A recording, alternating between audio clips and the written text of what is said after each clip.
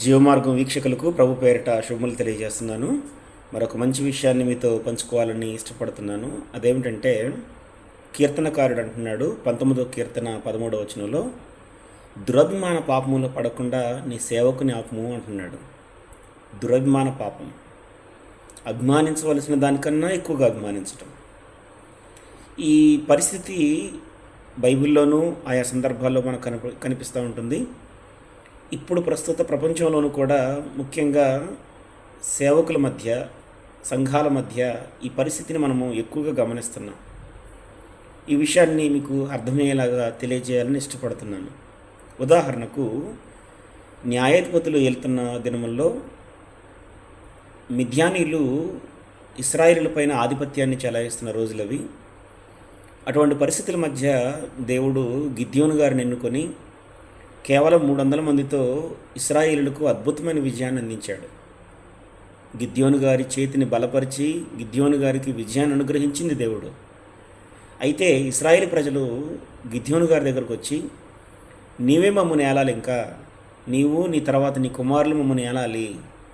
ఎంతగా అభిమానించారు అంటే, ఏఫోదు ధరించుకుంటే ఆ ఏఫోదుని ఒక దేవతగా లేదా ఒక పూజింపదగిన దానిగా దాన్ని పెట్టుకోవడం మనం గమనిస్తాము. ఈ సంగతులు మనకు న్యాయాధిపతుల గ్రంథం 7-8 అధ్యాయాల్లో కనిపిస్తాయి. అంటే ఒక వ్యక్తి పైన అభిమానం ఉండొచ్చు, ఆ అభిమానము పాపంగా మారిపోకూడదు. గిద్యోను గారి మీద అభిమానం ఉండొచ్చు, విజయాన్ని ఆయన ద్వారా అనుగ్రహించాడని. చివరకు ఆయన ధరించినటువంటి ఏఫోదు మీద ఆ అభిమానం మళ్ళీపోకూడదన్నమాట. అలాగే మరొక ఉదాహరణ మీకు జ్ఞాపకం చేస్తాను. యేసుప్రభు వారి చేత అద్భుతాలు, సూచక్రియలు, మహత్కార్యాలు జరిగించింది దేవుడు. యేసుప్రభు వారు అంటున్నాడు, నేను దేవుని ఆత్మ వలన ఈ కార్యములు జరిగిస్తున్నాను అంటున్నాడు. అపోస్తలుడైన పేతురు గారు 10వ అధ్యాయం అపోస్తల కార్యములు 36-38 వచనాలు అంటాడు, దేవుడు ఆయనను అభిషేకించను, తన ఆత్మ చేత, శక్తి చేత అభిషేకించాడు, అందువలననే ఆయన అద్భుతాలు, సూచక్రియలు, మహత్కార్యములు జరిగించాడు అని మాట్లాడుతున్నాడు.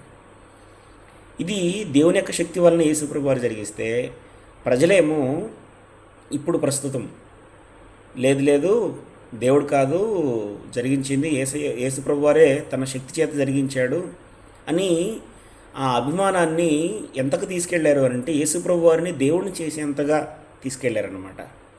దురభిమాన పాపం. వెనకున్న దేవుడిని గుర్తించండి.